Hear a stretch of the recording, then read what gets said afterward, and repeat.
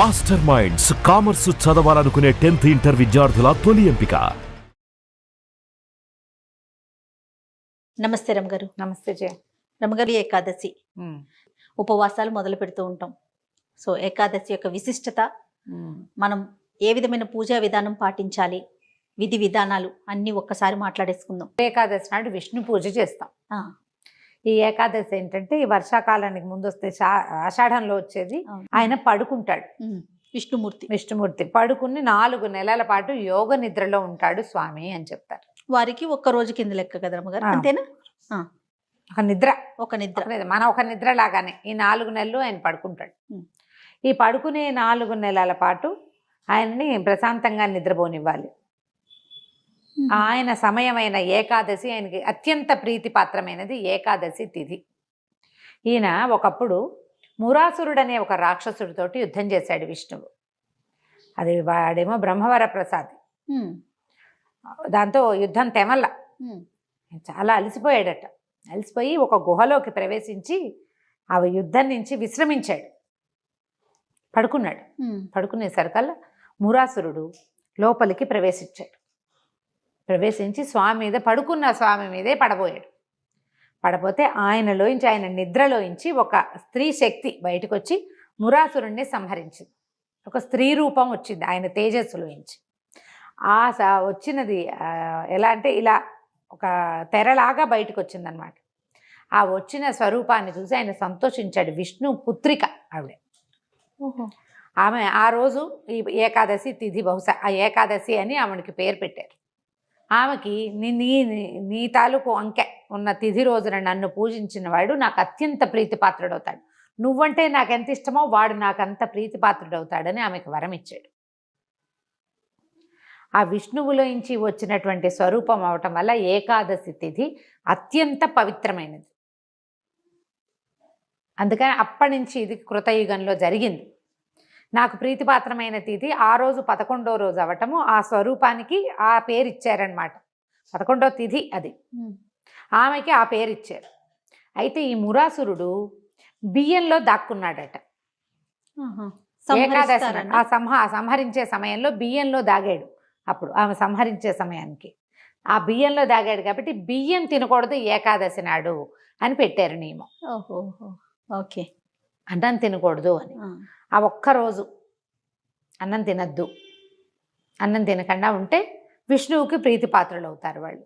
ఏకాదశి నాడు విష్ణువు కొరకు ఎవడైతే ఉపవాసం చేస్తాడో మరుసటి రోజు పొద్దున ద్వాదశి నాడు పారణ చేయటం. పారణ అంటే ఆహారం స్వీకారం చేయటం. దాని మీద మనం అంబరీషోపాఖ్యానం కూడా చెప్పుకున్నాం కదా. ఈ మర్నాడు ద్వాదశి పారణ చేసి దీనికి ఒక కథలు కూడా చెప్తారనమాట. ఏకాదశి నాడు మనము విష్ణు స్మరణ మానకూడదు, విష్ణు స్మరణ చేయాలి. ఆహారం మానేయాలి, అన్నం మానేసి తద్భిన్నంగా ఏదైనా తీసుకోవచ్చు. ఇది రోగులు, వృద్ధులు, బాలింతలు, చిన్నపిల్లలు, తర్వాత ఏదైనా ఉండలేని నీరసంగా అయిపోయే ప్రాణులు, వీళ్ళంతా అన్నానికి భిన్నంగా ఏదైనా తీసుకోవచ్చు. కొంతమంది జలాహారమే తీసుకుంటారు. నా లెక్క నీకు తెలిసిందే కదా, 4 అరటిపళ్ళు 4 గ్లాసుల మంచినీళ్ళతోటే ఉంటాను నేను. ఒక్కొక్కళ్ళు ఒక్కొక్క రకం ఉండి ద్వాదశి నాడు పొద్దున్నే వంట చేసుకోవటం, విష్ణు పూజ చేయటం, ఎవరైనా ఒక అతిథికి భోజనం పెట్టి మనం భోజనం చేయటం. ఏకాదశి నాడు పడుకుంటారో పడుకోరో, ద్వాదశి నాటి పగలు నిద్రపోకూడదు. ఈ నియమాన్ని పాటించేవాళ్ళు తొలి కాలం నుంచి. అయితే ఈ ఏకాదశి నాడు జొన్న పేలాలు వేయించి ఆ పేలాల పిండి తినాలంటారు. ఈ రోజున గనక ధాన్యంతో పేలాలు కాకుండా మనం బియ్యంతో పేలాలు చేసుకున్నాం, వడ్ల పేలాలు చేస్తాం కదా. వడ్ల పేలాలు కాకుండా, వడ్ల ఎందుకు వద్దంటే అతను మురాసురుడు ఉన్నాడు బియ్యంలో, అంచేత అది మానేసి జొన్నలతోటి పేలాలు చేసి వండకుండా, పేలాలని వండం కదా, వేపుతాం. వేస్తే ఆ పేలాలని పొడి చేస్తాం, బెల్లం కలిపి దాన్ని ప్రసాదంగా ఇవ్వటం. ఎవరికైనా జొన్న పేలాలు పంచితే ఎన్ని కణాలు మన చేతుల నుంచి వెళ్తాయో అన్ని దివ్య సంవత్సరాలు స్వర్గంలో ఉంటాంట మనం. అందుకని పేలాలు పంచమంటారు. పేలపిండి పంచుతారు. పేలపిండే స్వామికి నివేదన చేస్తారు. కొంచెం అనంతపురం, కడప ఆ వైపు పేల ముద్దలను చేస్తారు. జొన్న పేలాలతోటి బెల్లపాకం బట్టి ముద్ద చేస్తారు. ఉడుకుతుంది అది. మన ప్రాంతంలో అసలు అది లేదు. మనం పేలపిండే చేసుకున్నాం, పేల ముద్దలు చేస్తారు. పేలాలతోటి ముద్దలు చేస్తారు. మా కింద ఉండే పద్మగారి పేల ముద్దలని పట్టుకొచ్చి ఇచ్చేవారు. ఆ జొన్న ఎప్పటికీ ఉడకదు, ఎన్ని గంటలు ఉడుకుతుందో. దానిని విష్ణువుకి నివేదన చేస్తారు. మామూలుగా విష్ణు నివేదన అంటే మనం ఏం చేస్తాము, అన్నం పెడతాం స్వామికి కదా, పాయసము పులిహార అవన్నీ పెడతాం. ఈ రోజున పెట్టడానికి వీల్లేదు, బియ్యం వాడకూడదు కదా, అవునవును, మురాసురుడు ఉన్నాడు కాబట్టి. అందుకని జొన్న పేలాలతోటి చేసేవాళ్ళు. మనం సంవత్సరం అంతా ఉపవాసాలు ఉండము, ఏమి చెయ్యం. అవును, కనీసం తొలేకాదశి నాడైనా ఉపవాసం ఉంటే ఏడాది మొత్తం ఉపవాసం చేసిన ఫలితం లభిస్తుంది. పైగా ఈ సీజను, ఈ 4 నెలలు అనారోగ్యాలు వచ్చే సీజన్, యమదంశాలుగా చెప్పబడతాయి. ఇక రాబోయే కార్తీకంలో మార్గశిరంలో అవన్నీ ఎముడి కోరలు అని చెప్పుకుంటాం కదా, వాటికి నాంది ఇది. వర్షానికి ముందు తొలకరి జల్లులు పడిపోతూ ఉంటాయి. ఇప్పటి నుంచే కనుక మనకి ఉపవాసం చేసే అలవాటు ఉంటే పొట్ట క్లీన్ అవుతుంది. ఓకే, మనం రోజువారీ తినే పదార్థాలన్నిటినీ వర్జించేసాం కదా, పొట్ట ఖాళీగా ఉంటుంది. 15 రోజులకు ఒకసారి పొట్ట ఖాళీగా ఉంచే విధానం చేస్తే ఆరోగ్యం కదా. ఈ ఆరోగ్యం కోసం ఈ తొలి ఏకాదశి నుంచి మొదలు పెట్టుకుని చాతుర్మాస్యం చేసుకుంటాం. 4 నెలలు చేస్తారు, కొంతమంది చేస్తారు. పెద్దవాళ్ళు ఇళ్లలో అలవాటు ఉన్న వాళ్ళు, వాళ్ళకి ఆ ఎత్తులు, తర్వాత మఠాలకి పీఠాలకి వెళ్ళే అలవాటు ఉన్న వాళ్ళు, కొన్ని దేవాలయాల్లో అనుబంధంగా ప్రత్యేక పనిచేసేవాళ్ళు, వాళ్ళంతా వాళ్ళు దీక్షలు వహిస్తారు. మామూలు మనబోటి వాళ్ళం, రోజువారీది రకరకాల వ్యవహారాల్లో ఉండేవాళ్ళు, రెక్కాడితే కానీ డొక్కాడని వాళ్ళు, రోజు పనిచేస్తే కానీ కుదరని వాళ్ళు, రోజు అన్నం మానేసుకుని ఎక్కడుంటాం అలా అనిపిస్తుంది. డైటింగ్ లాగా చేయొద్దాము మరి, కనీసం డైటింగ్ లాగా చేయొచ్చు కదా. విష్ణువుని ధ్యానించడం, ఈ సమయంలో విష్ణు సహస్రనామ పారాయణ చేయటం ఏకాదశి నాడు చేస్తే ఆ రోజున మనకి ఇదేంటంటే తిథిలో ఏముంది అనిపిస్తుంది. తిథులు ఎలా చెప్తాం మనం, సూర్యగమనాన్ని బట్టి కదా. ఈ ఏకాదశి నాడు ఉండేటువంటి సూర్యమండల అంతర్గతుడైన నారాయణమూర్తి మనం అడిగింది వింటాడు. ఈ తిథి గొప్పతనం, ఆ సమయంలో సూర్యుడి కిరణాలు నేలకి తాకే లక్షణం ఏంటంటే వినే లక్షణంతో ఉంటుంది. నువ్వు సహస్రనామ పారాయణ చేయి, వింటాడు భగవంతుడు. మనకి అది ఉంది కదా. ఇప్పుడు చూడు, సూర్యమండలం ఒక్కొక్కసారి భూమికి దగ్గరగా ఉంటుంది, ఇవాళ పాజిటివ్గా ఉంది, మనం ఎన్నున్నాయి మనకు అవన్నీ ఉన్నాయా, వాటిలో ఇదొక పాయింట్. అందుకని ఉపవాసం చేయలేకపోతే పగలు ఏదైనా టిఫిన్ తిను, కనీసం రాత్రి ఏవో 4 పళ్ళు తిను, పొద్దునోసారి సాయంత్రం ఒకసారి విష్ణు సహస్రనామ పారాయణ చెయ్యి. ఈ రోజున ఎవరితోటి పోట్లాడిపోక, దుర్భాషలు ఆడద్దు, అబద్ధాలు ఆడద్దు, ఏ దొంగ పనులు చేయొద్దు. ఈ రోజు నీ నియమం నీ బతుకుని కాపాడుతుంది. పెద్దవాళ్ళు మనకి ఇవన్నీ ఎవరు పెట్టారు, మన ముందు ఉన్న ఋషులు కదా. వాళ్ళు ఏమిటంటే దీర్ఘదర్శులు, ముందు కాలాన్ని చూడగలిగేవాళ్ళు. ముందు కలియుగం బాగా బలిసిన కొందికి ప్రజలు ఇలాగేమి దేవుడు ఇది లేకుండా అయిపోతారని ఇలాంటి గట్టి నియమాలు ఏర్పరిచారు. కనీసం ఈ ఒక రోజైనా చెయ్యి అని. ఏకాదశి నియమాన్ని కనుక మనం తొలి ఏకాదశి నాడు మొదలు పెట్టుకుంటే ఈ తొలి ఏకాదశి నుంచి ఈ 4 నెలలు చేయొచ్చు. లేదా మళ్ళీ తొలి ఏకాదశి దాకా చేస్తాను అని పెట్టుకో, ఒక సంవత్సరం, నెలకి 2 సార్లు. అద్భుతం కదా.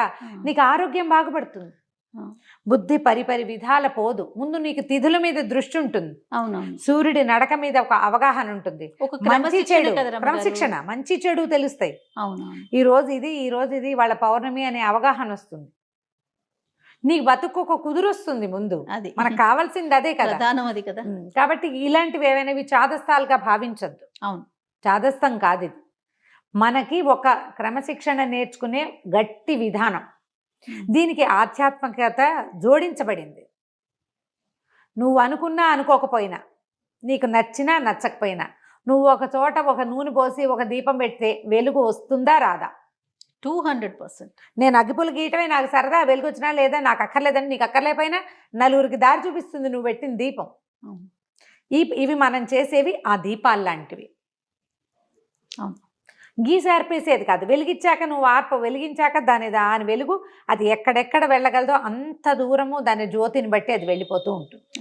ఆధ్యాత్మిక జ్యోతి కూడా అలాంటిదే, తెలియక వెలిగించినా కూడా. అప్పుడప్పుడు అనిపిస్తుంది రమ్మగారు, భారతదేశంలో పుట్టినందుకు మనం ఎంత అదృష్టవంతులు.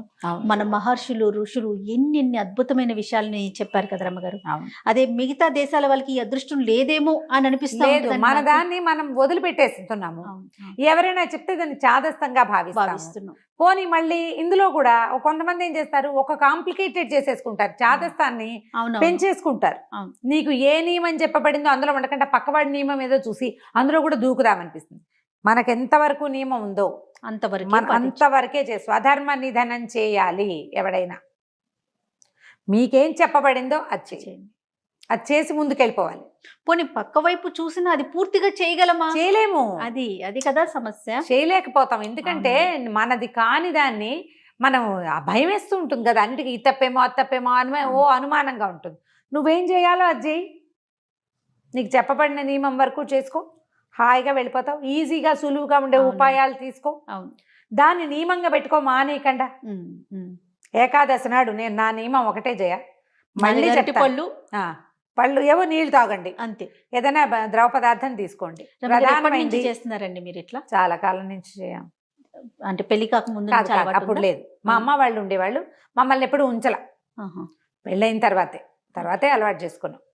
మామూలుగా శనివారం రాత్రిపూట భోజనం చేయకపోవటాలు అవి ఉన్నాయి. కానీ ఏకాదశి నియమం, మీరు ఇవాళ తిథి ఏకాదశి అనగానే పొద్దున్నే మూతికి తాళం వేసుకోండి. నేను చెప్పబోయే నియమాలు అవి. ఎవరిని తిట్టద్దు, ఎవరితోటి పోట్లాడద్దు, నా హక్కు అని హక్కు కోసం కూడా పోట్లాడబోకండి. ఖచ్చితంగా దేవాలయానికి వెళ్ళండి. ఏదైనా ఒక విష్ణు సహస్రనామమో, ఒక అష్టోత్తరమో, ఏది కుదిరితే అది, ఓ వెంకటేశ్వర వజ్రకవచమో, విష్ణు సంబంధమైంది ఒక స్తోత్రాన్ని ఖచ్చితంగా కుదిరితే 2 పూట్ల పారాయణ చేసుకొని చదువుకోండి. ఎవరైనా చదువుతుంటే వాళ్ళతో గొంతు కలిపి చదవడం ప్రాక్టీస్ చేయండి. తప్పులుంటే వాటిని సరిదిద్దుకోండి. అంత పెద్దవి మన వల్ల కాదు, చిన్న శ్లోకం తీసుకోండి. శ్రీరామ రామ రామేతి రమే రామే మనోరమే సహస్రనామ తత్తుల్యం రామనామ వరాననే ఖాళీగా ఉన్నంతసేపు అది చదువుకోండి. మీలో వచ్చే మార్పుని మీరే చూస్తారు. మీ జీవితంలో రాబోయే మార్పులకి మీ ఇప్పుడు చదివింది, ఈ చేసిన నియమం పెట్టుకున్నాను చూడు, ఇది ఎలా కారణం అవుతుందో మీకు తెలుస్తుంది. రమ్మగారు, ఒక పర్సనల్ క్వశ్చన్. మీరు చాలా సంవత్సరాల నుంచి చేస్తున్నారు కదా, ఆరోగ్యపరంగా అనేది మీకు తెలిసిపోతుంది, ఆధ్యాత్మికంగా మీరు అనుభవిస్తున్నారు కదా, ఏదైనా ఒక ఎక్స్పీరియన్స్ చెప్తారా? నేను ఇది అనుభవించాను జయ, ఈ తొలి ఏకాదశి ఇలా చేయటం వల్ల, తొలి ఏకాదశి రోజు నేను ఉపవాసం ఉండటం వల్ల ఆధ్యాత్మికంగా కానీ ఆరోగ్యపరంగా కానీ మీ ఎక్స్పీరియన్స్ ఏదన్నా ఉందా? జనరల్ ఆరోగ్యాలంటే నాకు జలుబులు అవి పెద్దగా చేయవు. అవును, జలుబు చేసినా పొద్దున ఉంటుంది, మధ్యాహ్నానికి ఉండదు. అవునవును. పొట్ట డిస్టర్బ్ అయితే నేను అన్నం మానేస్తా. తీవ్రంగా ఖాయిలా పడింది, స్టమక్ డిస్టర్బెన్సెస్ వల్ల లేదు. ప్రతి 15 రోజులకి ఒకరోజు ఉపవాసం ఉంటాం. శనివారాలు నేను మామూలుగా రాత్రిపూట కూడా కొంచెమే తింటా. సాటర్డే నైట్ నేనేం తిన్ను తాగను కూడా చేయ. అవును, సాయంకాలం తాగిన టీ కూడా ఏం తీసుకోరా? నథింగ్ డూయింగ్, మంచినీళ్ళు తాగుతా అంతే. ఓకే. ఈ మామూలుగా అయితే నా ఏజ్కి నాకు కొంచెం అనారోగ్యం, మా ఇంట్లో ఉన్న మిగిలిన వాటి దృష్టి అందరికి స్టమక్ డిస్టర్బెన్సెస్ ఉన్నాయి మా ఇంట్లో, నాకు చాలా తక్కువ ఉంది. అది ఏకాదశి వల్లనే అనుకుంటా నేను, ఉపవాసం వల్లే. ఏకాదశి అంటే శనివారాలు కూడా ఉన్నాయి కదా, అదే ఉపవాసం వల్లనే. ఖచ్చితంగా ఆధ్యాత్మికంగా చెప్తాను జయ, నేను చిన్నప్పటి నుంచి భక్తురాలిని అది కాదు. మామూలుగా అందరి పిల్లల్లాగానే ఆటకాయితనం, అల్లరి అన్నీ ఉన్నాయి నాకు. దీన్ని డెవలప్ చేయడానికి నాకు ఎవ్వరూ గురువు లేరు, ఆధ్యాత్మిక గురువు లేరు. ఇప్పుడు సభాముఖంగా కూడా చెప్పేస్తున్నాను అందరికి, ఇప్పటిదాకా నేను ఎవరినైనా నా గురువుగా భావించినది లేనే లేదు, ఫాలో అయింది లేదు. అందరినీ ఊరికే జస్ట్ వాళ్ళ మాటలు వింటాను కానీ వాళ్ళని గురువుగా భావించి వాళ్ళ మాటలు అన్నీ ఫాలో అవటం, వాళ్ళు ఏది చెప్తే అది చేయాలనుకునే భావన రాలా నాకు, రాలేదు. మా పెద్ద బావే నాకు విద్యా గురువు, మంత్ర గురువు కూడా. ఆయనే నాకు అష్టాక్షర ఉపదేశం చేసే బావే. ఆయన మా కాలేజీ ప్రిన్సిపల్ అవ్వటం వల్ల నా చదువు కూడా, మా పెద్ద బావ అంటే నేను బావా అంటే మా అక్క భర్తగా తెలుసు, అర్థమవుతోంది నీకు. నేను పుట్టడానికి కనీసం 15 సంవత్సరాల ముందు మా ఇంటికి వచ్చారు. మా అక్కయ్య పిల్లలు 4 పిల్లల్లో 3 నాకంటే పెద్దవాళ్ళు, మా వారి కంటే కూడా పెద్ద. ఆ పెద్దక్కయ్య చాలా పెద్దది కదా, నేను చివరి దాన్ని కదా. మా బావ వచ్చిన తర్వాత మా ఇంటికి మా అక్కయ్య పెళ్ళైన తర్వాత 8-10 ఏళ్లకో పుట్టే నేను. నాకు మా నాన్నగారితో కంటే మా బావతోటి ఎక్కువ చనువు. ఆయన తప్ప నాకు ఇంకో గురువు లేనే లేరు. ఆయన ఆధ్యాత్మిక గురువుగా ఆయన లేడు, జస్ట్ మంత్రోపదేశం చేశాడు మా బావ. నాకు నా అచీవ్మెంట్లన్నీ అయ్యో పెద్దబావ లేడే అనుకుంటాను నేను. ఆయన సంతోషిస్తాడని. పెద్దబావ ఎప్పుడో పోయారు మా బావ, నా పెళ్లికి ముందే. అవునా? సడన్ డెత్, అనారోగ్యం వచ్చిపోయారు. అంతే తప్ప నాకు ఆధ్యాత్మిక గురువే లేరు. కానీ ఇవాల్టి నా ఆధ్యాత్మిక ప్రగతికి ఉపవాసాలు కారణమైనాయని భావిస్తాను జయ నేను. మా ఇంట్లో ఏం లేదు, మా అత్తవారింట్లో అంత పెద్దగా వాళ్ళు ఉంటారు కానీ నీ కంపల్షన్ లేదు, చేయవలసిందే అలాంటివి మాకు లేవు. ఓకే. మిగిలిన వాళ్ళు ఎవరు చేయటం లేదు, మాకే ఉంది, మా ఇద్దరికి ఉంది, మేము పెట్టుకున్నాం అది. ఎప్పుడైనా మనం ఆధ్యాత్మికంగా ముందుకెళ్ళాలంటే ఒట్టిగా చదవటము వినటమే కాదు, చేయటం కూడా 100% అండి. చెయ్యాలి. ఏదో ఫాలో అయితేనే కదా చెప్పగలుగుతాం. నేను అలా ఒక సౌందర్యలహరి శ్లోకం తీసుకుంటాను, శుక్రవారాలు ఏదో ఒక శ్లోకం అంటూనే ఉంటాను. ఫోన్ లేకపోతే చేతిలో ఖాళీగా ఉంటే ఆ శ్లోకం నడుస్తూ ఉంటుంది. శుక్రవారాలు మంగళవారాలు సౌందర్యలహరి శ్లోకం ఏదో ఒకటి చదువుకుంటాను. ఇది కూడా నా జీవితంలోకి వచ్చి 7-8 సంవత్సరాలైంది. ఇప్పుడు ఈ మామూలు రోజుల శనివారాలేమో ముకుందమాల శ్లోకం పెట్టుకుంటాను ఒకటి. అది ఎట్లా అంటే ఇంకా అలా క్యాజువల్గా నడుస్తూ ఉంటుంది అనమాట. జపాలు ఇంకా అవేం లేవు, ఒట్టుగా ఇలా అలా అలా అనుకుంటుంటా. ఏవో ఒక 3-4 శ్లోకాలు మళ్ళీ మళ్ళీ మళ్ళీ మళ్ళీ తిరిగి తిరిగి అవే వస్తుంటాయి. దానివల్ల నేను భగవంతుడికి చేరువవుతున్నాను. ఇప్పుడు నేను ఒక మాట చెప్తే ఎవరైనా వింటున్నారు కదా. అవును. నేను ఒకళ్ళకి నచ్చేలాగా లక్షల చెప్పగలుగుతున్నాను. మంది రమ్మగారు, ఒకరు కాదు కొన్ని లక్షల మంది ఫాలో అవుతున్నారు. నేను కొంతమందికి నచ్చేలా చెప్పగలుగుతున్నాను. కొంతమంది అయినా నా మాటల వల్ల వాళ్ళ జీవితంలో ఏదో ఒక చిన్న మార్పుని ప్రయత్నించగలుగుతున్నారు. వచ్చిందో లేదో ట్రై చేయగలుగుతున్నారు. కొంతమందికి నేను నచ్చుతున్నానంటే ఇది నా ఒకదాని ప్రజ్ఞ కాదు, ఈ ప్రజ్ఞకి ఆధ్యాత్మికమైన ప్రగతి కారణం అవుతుంది. అది ఆ ప్రగతికి కారణము మనం పెట్టుకునేటువంటి నియమం. ఆ నియమాలు వీటి వల్ల వస్తాయి. ఈ నియమం నేను నువ్వో ఏర్పరిచింది కాదు, మన ముందున్న ఋషులు. దాన్ని పాటించడమే ముఖ్యం. అంతే.